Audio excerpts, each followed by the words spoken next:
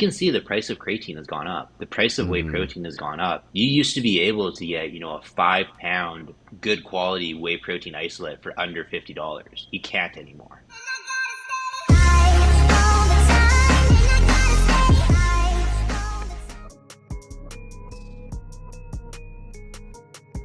What's up, everyone? It's Russo. I hope everyone is doing well. Please follow my Instagram at RussoLifts. Just in case something happens to this YouTube channel, you can follow, message, and you can watch my daily story content on Instagram. I'll see you there. What's up, everyone? It's Russo. I hope everyone is doing well. Here with Rob and Trevor from Team Enhanced, and we are doing, I guess I'll coin this term, Andrew, a supplement industry ban update, where Trevor's going to be touching into the crazy inventory issues going on in the supplement industry and how this could downstream affect you guys as consumers into, obviously, we've seen amino spiking before, but Trevor's been telling me all the prices off camera of how general ingredients that everyone's like, oh, for example, creatine's so dirt cheap. It's like everyone can get creatine monohydrate. Trevor's telling me the prices are on the rise. Trevor, where do you see this all spiraling into and stemming from to where the end consumer is going to get what effect on his product? So I'm sure as a whole, you've noticed inflation. I'm in Canada, so we've noticed it, probably not to the same extent you guys have, but like look at the price of gasoline.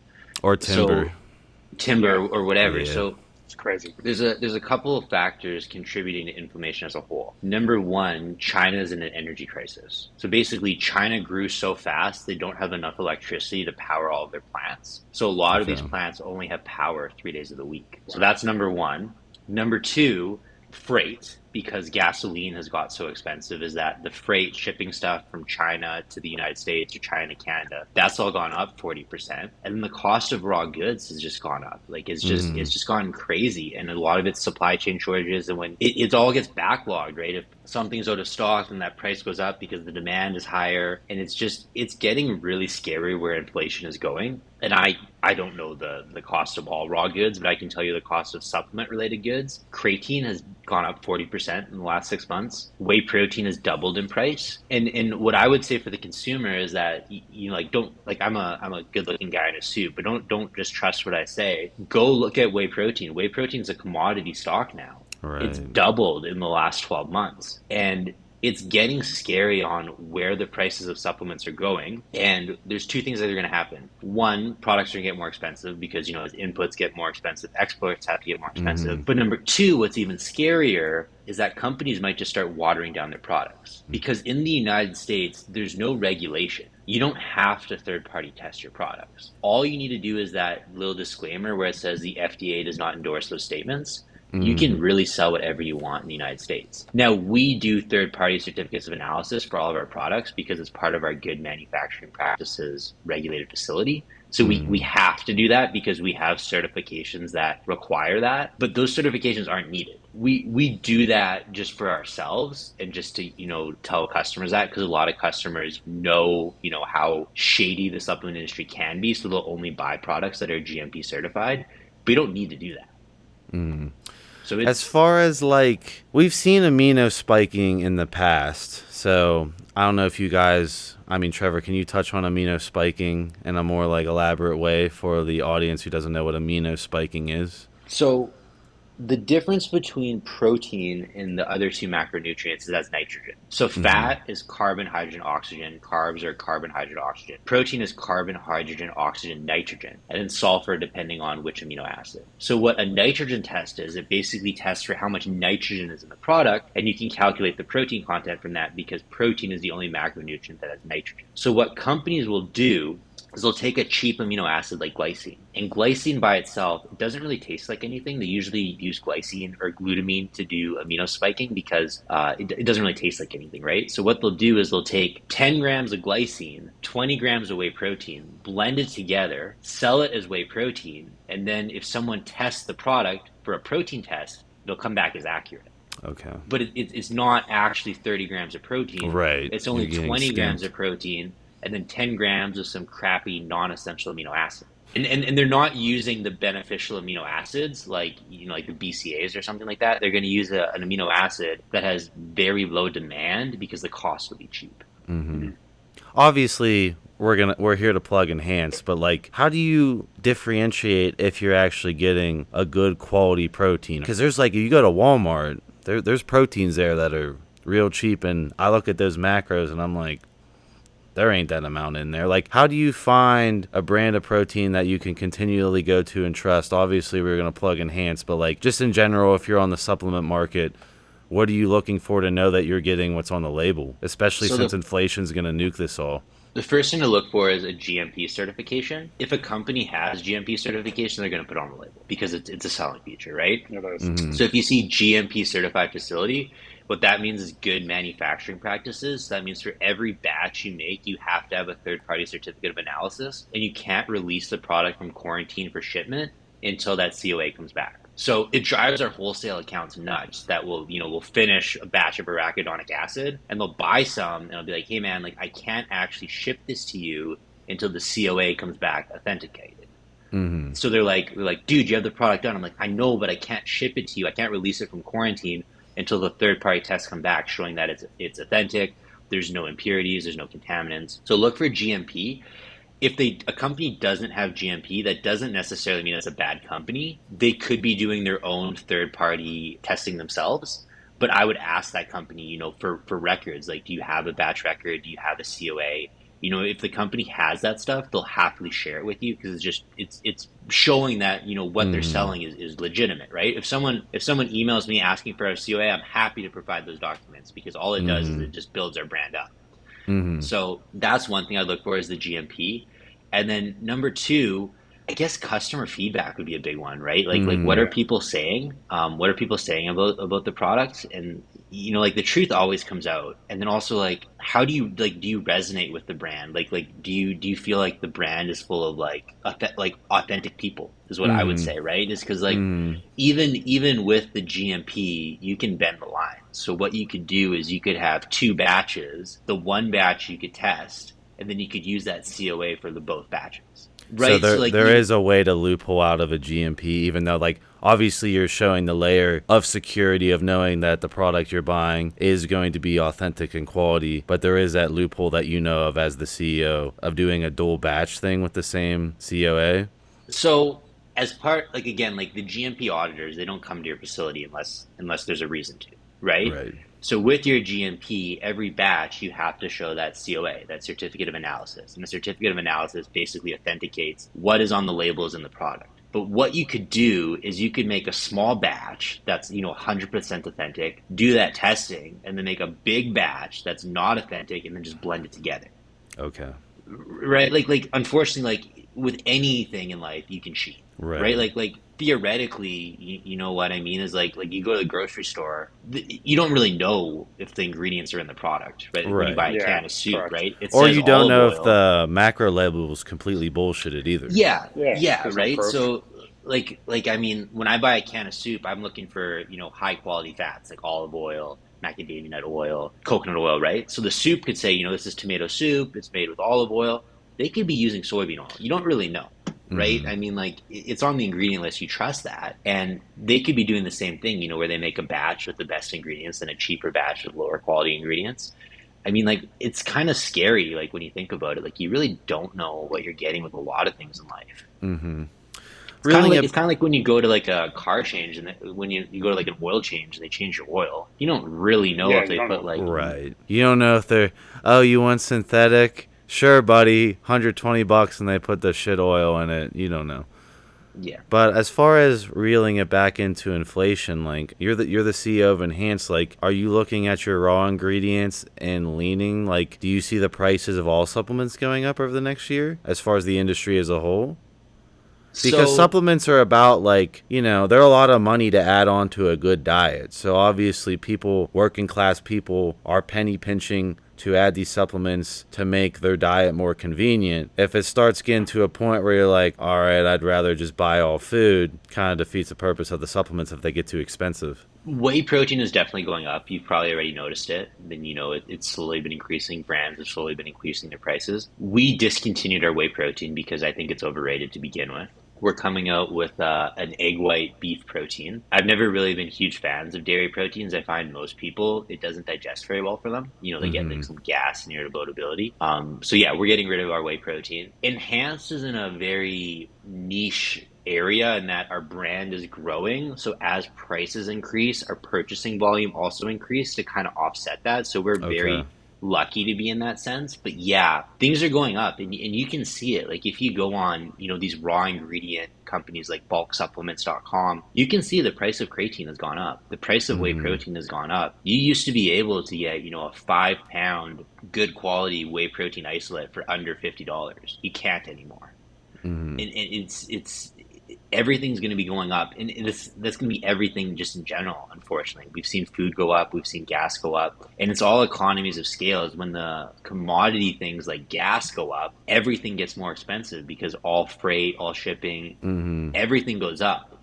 What people don't realize is crude oil, which is sold on the stock market, that's raw petroleum.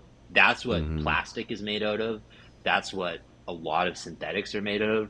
So like when crude oil goes up, everything around you gets more expensive. Mm-hmm. So it's not just the supplements going up, bottles are going up, labels are going up, scoopers are going up, shipping is going up, and that all gets factored into the cost of the product. Yeah, you told me you were having trouble finding scoopers and stuff. Like, this is insane. Yeah, so it's gotten a little bit better since COVID, but with supply chain, with all these plants in China being out of power, they weren't able to keep up with demand, and that's why you would see our bottles change from clear to black to white, and you know, like our protein containers would go from black to white because like that's all you could get. Like there was a point during COVID where we had our pre-workout out of stock for 3 months because we couldn't get bottles. Like you just couldn't get bottles. And I think people remember that as like going to the grocery store and there'd be like no flour on the shelf and you're like, what? Right? Like it was Mm-hmm. crazy. It's not as bad now, but like supply chain has gotten really, really bad and we're recovering from it a bit, but it's gotten pretty crazy. Any closing thoughts, Rob?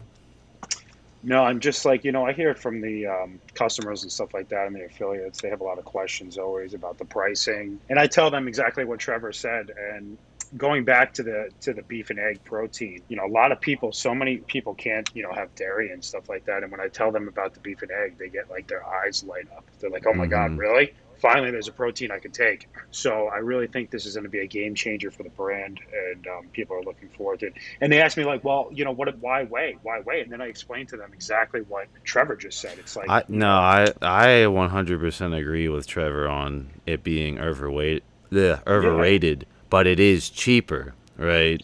it is, Trevor's and it is. going out of his way for the beef and egg white. That's more expensive. That's why the whole facade of whey has been around for so long. Do you, And do that's you, Is what that Enhance is about too. do you know It's how do about you know how doing whey things different. protein do you know how whey protein actually started to get sold as a supplement?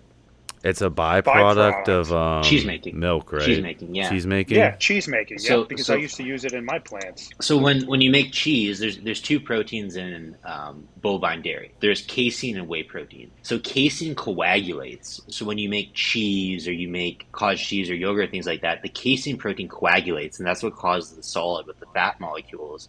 And the whey protein runs off. So what was originally happening is the farmers are just dumping it because it's like, hey, we don't need this. Like this is just it's waste product. But then some really smart person was like, hey, there's actually some nutritional value in this. We could sell this. So what they did is Mm-hmm. they were basically taking something that they were throwing, in the sink, like they're just throwing it in the sewers. They started selling it as a supplement, Yeah, Mm-hmm. and that's why like the original like whey protein was never sought out as this like advantageous protein that everyone wants and like we need this as Mm-hmm. as a supplement, right? What it was is it was like, hey, here's some dirt cheap input that we could get that no one really wants. Can we sell this? That's what it was, right? Like it was. And then isn't that the same thing like pea protein is a bunch of bullshit too? It's a byproduct of China, isn't? So the problem with vegetable proteins, and I don't want to like bash vegetable proteins because vegetable proteins actually can be beneficial. Oh, the vegans will get mad. Trust me, the vegans are after me. So, Um, Trevor's a full vegan over here. He likes vegans. yeah. We're appealing I'm to them, I'm but like if someone wants to be vegan for ethical reasons, like I totally get it. yeah, I'm with I that would too I as would well. Me too. argue in Me too. terms of like advantageous for Health. health. But, if someone, like my sister's a veterinarian, if someone loves animals and they don't want to eat Mm, animals because, they resonate, I get that. I'm not a vegan personally, but like Yeah. mm, if someone's vegan, it's not hurting me, right? So, yeah, same boat. Same boat for me. but Same thing for the me. problem with vegetable proteins is that it's not a complete protein score. So it doesn't have all the essential amino acids. And that's why you need to combine pea protein with a grain. And that's why like the best quality vegan Yep. protein that's like pea and rice protein, or it's like pea and hemp protein. But the problem is that pea protein is dirt cheap. Rice protein, hemp protein, all these like more sexy proteins are more expensive. So what companies do is it's like 29 grams pea protein, 1 gram of rice protein. So on the label, it looks like they're combining the two proteins, but you're basically just getting a pea protein, which isn't a complete amino acid. You're not getting all the essential amino acids. So it's not really doing much for you, because if you're giving your body not all the essential amino acids it needs for muscle building, it can't really do much with those amino acids. And that's where like biological value and like protein score comes into account, because it's not really what you eat, it's what you absorb. So animal proteins, Right. egg protein, beef protein, dairy proteins, those have all very high biological values. Plant proteins don't really, unless you know how to properly combine them, but most people don't. And that's the thing. Yep. Or for cost reasons, like you just stated, that it's Or just for cost not reasons, they logical don't. as a Yeah, business. it's not Yeah. logical. So you can make a good vegan protein, and you can make a vegan diet healthy. You just really have to know what you're doing, and you have to really know. And you have to inject B12. You do have to inject B12, or you can eat dirt. That's what vegans always come back at me Yeah. with. Is, A little is dirt I'm in the like, diet. you know that there's no plant-based source of B12. They're like, yeah, well, if you eat dirt, the microbes in the soil provide B12. And what they say, and what their I'm Cup of holding. dirt. I'm holding back my diss. what But their argument is that go their on. argument is that primitive humans, if they were to find like a root vegetable like a carrot, they would rip it out of the ground and eat it with the dirt intact. That's their Okay. argument. All right. I personally don't eat dirt, but like, you know what? Like if that's one way to get your B12, yeah, that's a different topic. Get some topsoil. So how did you? So obviously whey protein overrated. A lot of people get an upset stomach. Me personally, I actually do like whey protein water versus the powder, because I don't know. Anytime I would drink whey protein powder, my stomach was upset. It's the runs. And that's the one thing about, And it's I'll just chime like, in, about the isolate that we do have right now with Enhance, is I can't drink whey, period, and because I have such a sensitive stomach. And what Trevor did with the whey isolate that we do have, they took out the lactose and stuff like that. And I have the worst stomach, and I have zero stomach issues with our. It's because with our we whey protein. It's definitely a we secret. added digestive enzymes to it. Yep. So basically, Yep. humans can't digest it very well, but when you add exogenous digestive enzymes, that's going to assist you with the assimilation. Because I'm the same way. Whey protein, I can drink it, and I feel like I've got an iron stomach. I can eat whatever. But like after like a week or two, I just notice like I feel a little bit bloaty and gassy. yeah. Yeah. Is that what landed you on the egg white and beef? Because I've actually taken Muscle Meds carnivore. My one friend was taking steroids in high school, and I was like, I was like this little nerd dude back then. I'm like, what are you taking? Da da da. And he told me it was all from Muscle Meds carnivore protein. So I'd buy tubs and tubs and tubs and tubs and tubs. Obviously, I never blew up like I was on gear, but I did do a lot of beef protein back in the day, and I think Muscle Meds made that a thing. And then I've never really seen it other than Muscle Meds really get pushed into the forefront. And I've never seen it combined with egg whites. So how did you land on this is the next product innovation of something that's been around forever, aka protein? So beef protein is great. The problem is it's expensive. And if you look at carnivore, the second ingredient is maltodextrin, which we all know what that is. So, yeah. So I mean, so what they did, I was just like, that's the only time I ever heard of beef protein. I'm not like trying to like give them a free plug or anything. I'm just saying my noob ass. So was like, they oh, did it was it. beef. They did it, and again, I don't want to bash them because beef protein is very expensive. So they made it feasible. They basically cut it with maltodextrin, Okay. which is a carbohydrate. Cut it Okay. up. So again, being just like realistic with people, we did half beef protein, half egg white because egg white is cheaper, Okay. and then also beef and egg combined has a really good amino acid profile. The amino acids in egg are different than the amino acids of beef, right? So you're getting a nice blend of them. And another reason why I wanted to do the blend, not just from like a standpoint, is that egg white digests much quicker than beef, right? Like pretty much so easily. easily, right? And that's why like a lot of people. After this, I gotta take off, guys. My phone's blowing up. There's probably something going on with the website. No, you're getting the protein video. I got 4 videos out of you, Trevor. I fucking was efficient with my time. You can't say I wasn't. Egg whites are assimilated very quickly, right? As most people would know, right? You eat egg whites and oatmeal, 2 hours later you're hungry again. So I wanted to do a very versatile protein that would be beneficial for all times, right? Because if we did just egg white, it wouldn't really be that great for like before bed or like in the morning or something like that. So it's a very well-rounded protein because you wanted a trickling assimilation rate. Yeah. As far as the digestion. So again, this is like me, putting on like my like businessman hat and chemist hat at the same time is like coming to the from middle. a business standpoint, I would have to cut the beef protein with something, just because like I could only do half beef protein, otherwise it'd be $100 a tub. No one's gonna buy that, right? I didn't really want to use pea protein or whey protein or these proteins I don't really like. So the only protein that I really like that I could cut it with would be egg whites. And I think every bodybuilder can agree egg whites are a really good protein. And another nice thing about egg whites is there's 0 fat, 0 carbs. So this is I ate 8 egg whites today, so every bodybuilder fucking eats egg whites. So there's no arguing with that. So again, like this is like me just being completely honest with the audience. Is like I couldn't do completely beef because it's too expensive. Doing completely egg, it'd be a good protein. Don't get me wrong, like, that'd be a sick protein, but it would only really be beneficial for post-workout or pre-workout because it'd be assimilated so quick. So why not do the two together? You get the best of everything. From a cost standpoint, it's feasible. And then you get this slow rate of assimilation of the protein. So even post-workout, you're still going to get that immediate amino acid profile from the egg whites. But then, 2 hours later, 3 hours later, you're still going to get that beef protein kicking in. And it's like anything, right? It's like variety is the best. Is chicken better than beef, better than salmon? No, they're different, right? And that's why, most bodybuilders, do this for a living. They'll have chicken for one meal, then salmon, then beef, because they want to get a variety of protein sources. Why not do the both? If you do 2 scoops of the protein, you get a scoop of beef, a scoop of egg white. Best of everything. Awesome. So we got a lot of other really cool stuff coming out. When can we expect this protein to launch for the audience? 3 weeks, 3 to 4 weeks. Okay.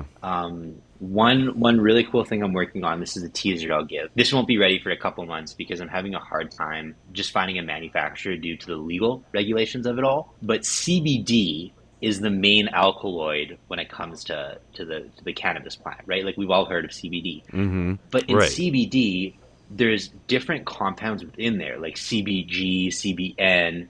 So I've smoked CBG. I've smoked the other ones as well. Exactly. So that CBG is really good for energy, right? That's it's so much different than CBD. Like it's like I feel social, uplifted, or CBD is like a downer. So I don't want to say too much because I don't want another company to copy me. But I'm working on a nootropic with CBG, so you get that like uplifting, like spidey sense type feeling. And then I'm redoing sleep juice.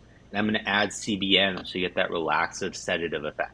Okay, I like this. So I have the formulas. I have the idea in my head. Right now I'm going through the legal regulations of how I can sell this as a supplement.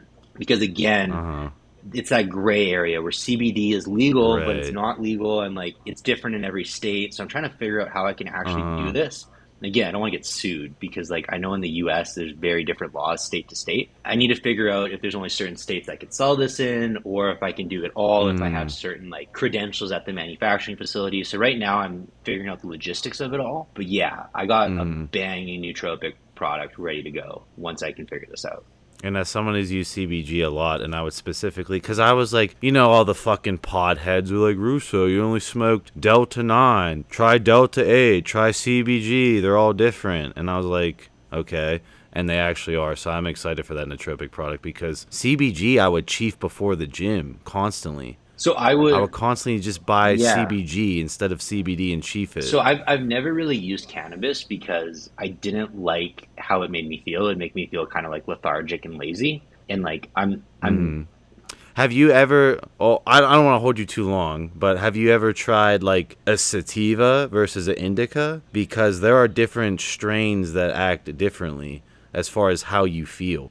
So Trevor, for example, if you took an indica, you'd feel like downer, in yourself, lazy, like you want to watch a movie and the movie would be euphoric, but you wouldn't feel like doing something. Or if I gave you a strain like Bruce Banner, which is a very famous sativa that like artists use, you'd have that little creative like microdose mushroom spark, and it kind of feel like an Adderall thing if you microdosed it. Wow. What I'll say is like I don't smoke cannabis. I smoked it once when it became legal just to be like, oh wow, this is cool. I can go buy a joint. And it made me feel very lethargic. And I was talking to one of my friends and they're like, dude, when I smoke pot, I feel really energetic. So then I'm thinking like maybe I just bought the wrong stuff. Because again, like I don't really know much about cannabis, and I was kind of just thinking like, you know, with wine, there's all these different grades of wine. You know, some are sweet, Right. some are dry. So I looked into it a little bit and I'm like, oh wow, there is a huge difference from strain to strain and compound to compound. And then I started to look in the literature a little bit and I'm like, holy crap, some of these things like CBG, they're using for people with like Alzheimer's and like memory diseases to help increase concentration. And then CBN, they're using it as like a sedative for people with like anxiety and things like that. And I'm like, holy crap, there's stuff I can do here. So then I started working on it and like trying to like get this all figured out and figure out from like a logistics standpoint. But like at first I was anti-cannabis because I took it and I felt lazy. And that was honestly just my own ignorance. And then once I started to look into it a little bit more, I'm like, there's some really cool stuff that you can do with cannabis. And you can use cannabis and not be like a pothead, right? Like you can just use the exact alkaloids that are going to achieve the effect you want. I'm excited for where the industry is going in terms of CBD because I think there's going to be a lot of really, really cool supplements and pharmaceuticals coming out of it as we move forward. Awesome. All right, guys. Hope you guys learned something. I will see you guys in my next video.